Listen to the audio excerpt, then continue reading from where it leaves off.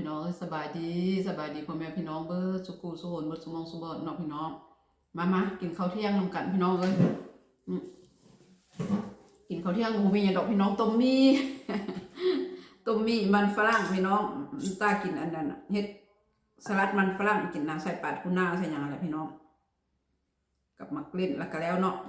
กับมะเขือเทศบอก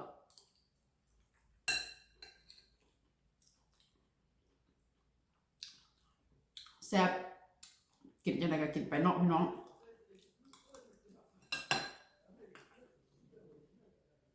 อากาศบดีพี่น้องก็ไม่ตาก็เลยบ่ได้ออกไปใส่มื้อนี้ฝนตกมันหนาวได้นะพี่น้องก็เลยบ่ได้เลาะบ้านให้หมาเห่ามื้อนี้ก็เลยอยู่เฮือนพี่น้อง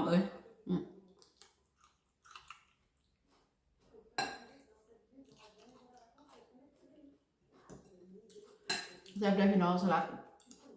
มันฝรั่งไม่ตาก็ได้ไม่ตามักกินมันฝรั่งพี่น้อง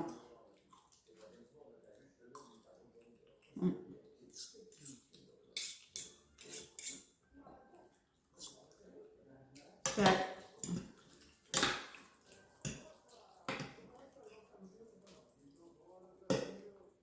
จักสิกินยังเนาะอยู่ผู้เดียวพี่น้องกินยังไปก็กิน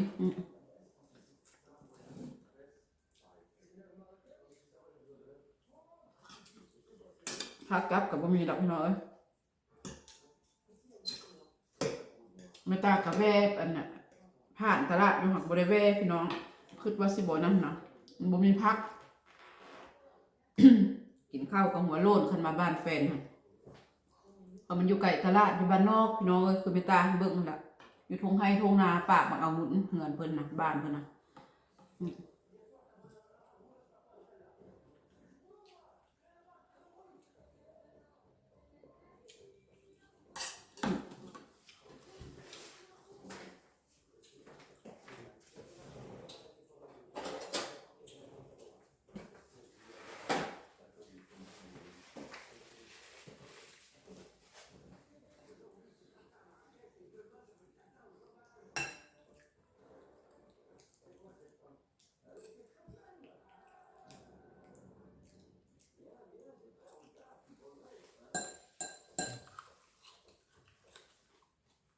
แซ่บ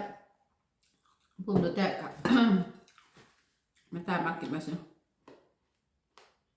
ซอยผักบวบหอมๆใส่แซ่บได้พี่น้องใส่หัวผักบวบนะ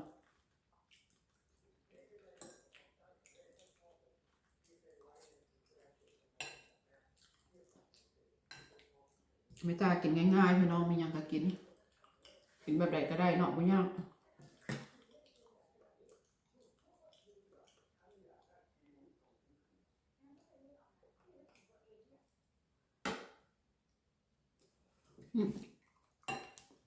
ของหวานกับมะม่วงพี่น้อง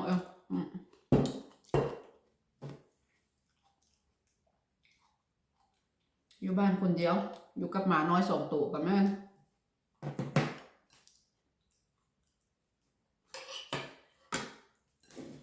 กินรวมกันเลยพี่น้อง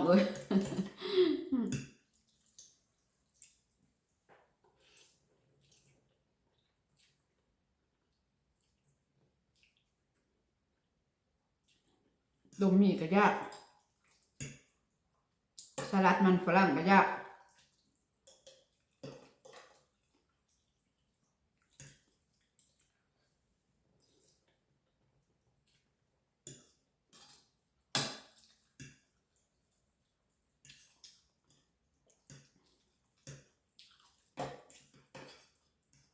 2-3 มื้อผ่านมาฟ้าแดดได้แล้วพี่น้องอากาศดีได้แล้วไม่ตาก็ดีใจแล้วฮ้อนได้แล้ว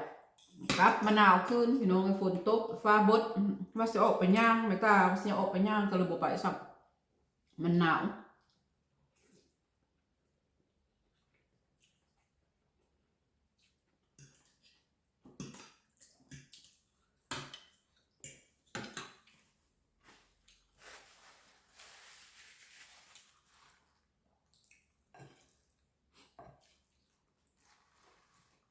อันใดก็แซ่บเบิดพี่น้อง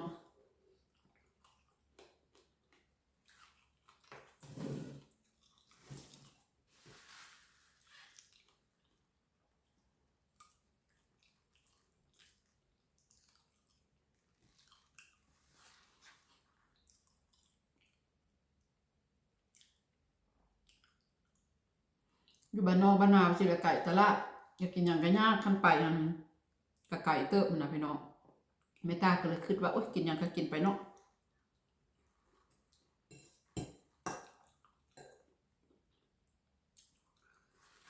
จะมาก็สิโทรหาแฟนดูเพื่อนเลิกการมาเว้นการเพื่อนแวะซื้อหมักแตงซื้อหมั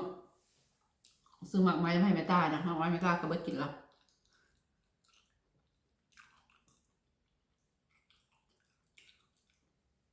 อยากไปเลาะป่าหาเก็บผักอากาศบดีแม่ตาบ่เข้าพี่น้องอากาศบดีกับบ่คักเนาะก็เป็นสีย่านได้คันเข้าป่าอะไรคันอากาศบดีพี่น้อง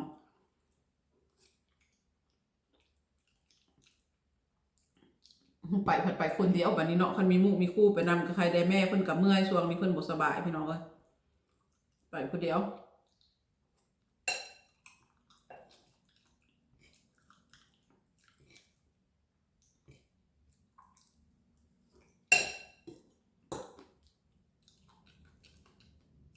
ไปกับมักคือเมตาบ่เมตามากกัน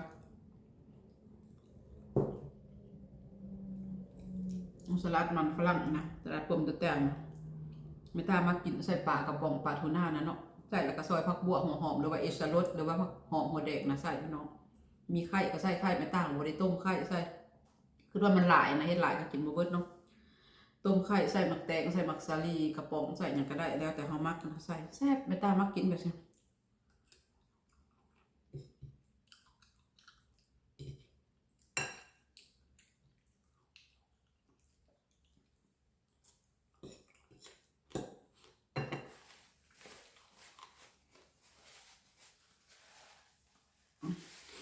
คันอากาศดีก็พอสิได้ไปเลาะถ่ายคลิปถ่ายบรรยากาศให้แม่พี่น้องเบิ่งเนาะฝนก็ตกฟ้าก็บดครึ้มอยู่ออกไปก็หนาวพี่น้องที่จริงไม่ต้าว่าสิไปย่างกำลังกายอยู่แล้วบางทีก็ขนาดนั้นได้ก็สิไปจักน้อยพอละพี่น้องบางทีก็บ่ไปดอก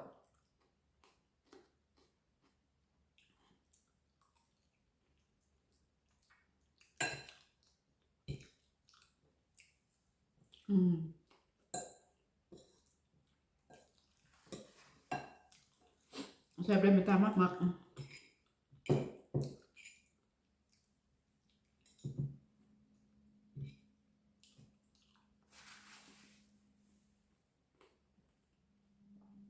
ยู่บ้านเบิ่งโทรทัศน์มันนี่พี่น้องเอ้ยเบิ่งทีวีบอกว่าจังได๋ภาษาลาวกับโทรทัศน์แน่เนาะพี่น้องเนาะอยู่บ้านเบิ่งโทรทัศน์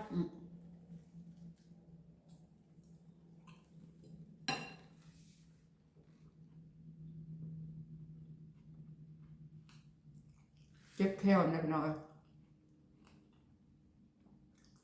เท่ามาแล้วอันใดกระถามหาเบิดเนาะพี่น้อง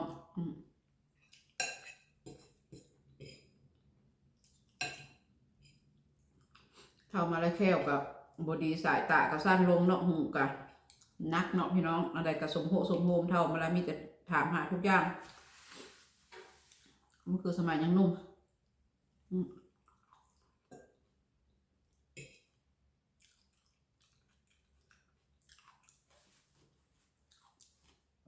หมักม่วงก็แซ่บๆไม่ตากินเบิดหน่วยนึงล่ะตาซื้อมา2 หน่วยยังมันบ่แซ่บมันคันหูแซ่บแล้วสิเอาหลาย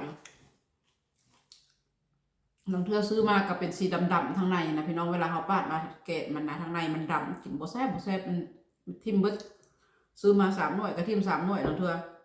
อันนี้คันหูจักก็มันแซ่บไปสินิ้วซื้อมา5-6 หน่วยเพิ่นมาไว้กินเนาะพี่น้องส้มๆหวานๆแซ่บ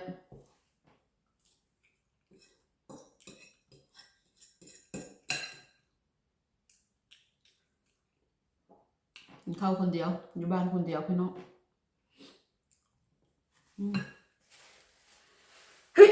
โอ้ยโทษพี่น้องเอ้ย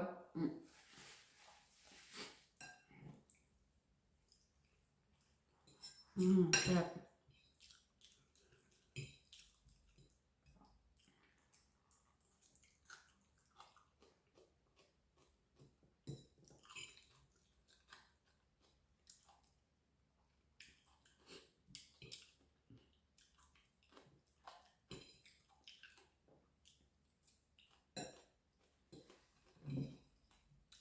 พี่น้องเอ้ย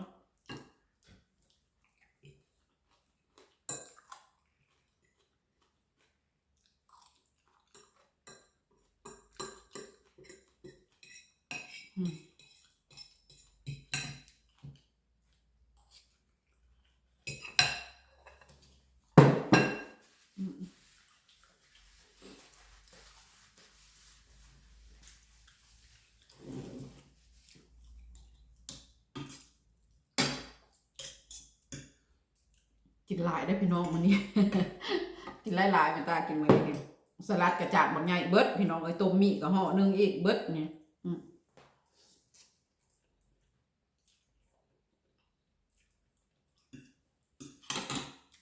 แต่มะม่วงนี่เขาสิกินบ่ได้ละพี่น้องเอ้ยอิ่มละ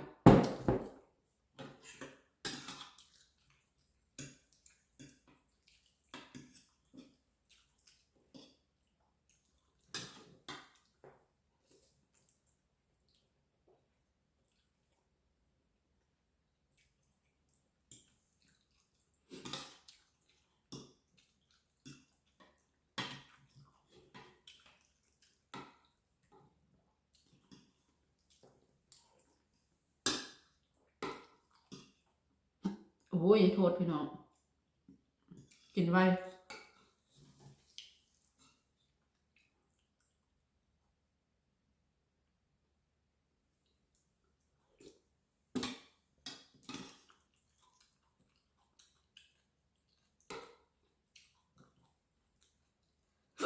โอ้ย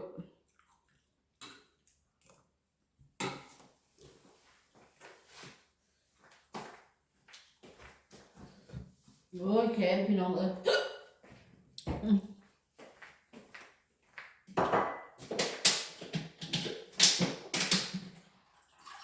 แขนพี่น้องจ๋า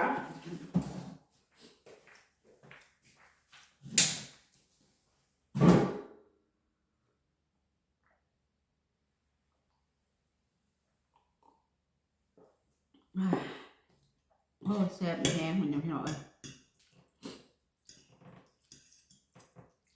เลืออยู่คนเดียวกับบุกอยากเขาอยากน้ำนะเนาะ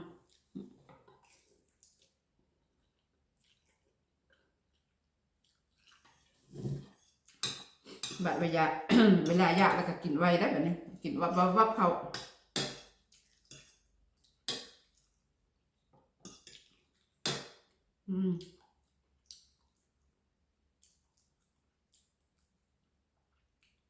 คำตาสวดคำใหญ่ๆพี่น้องแซ่บ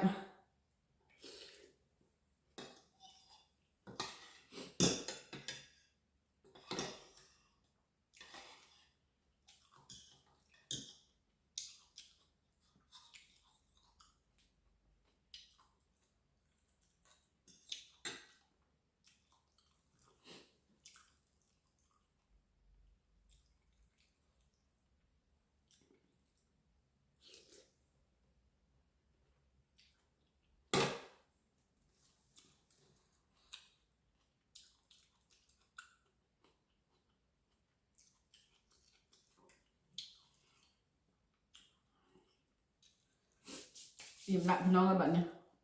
สลัดกับถ้วยบักจานมันใหญ่เบิดเนาะพี่น้องเนาะสลัดกัน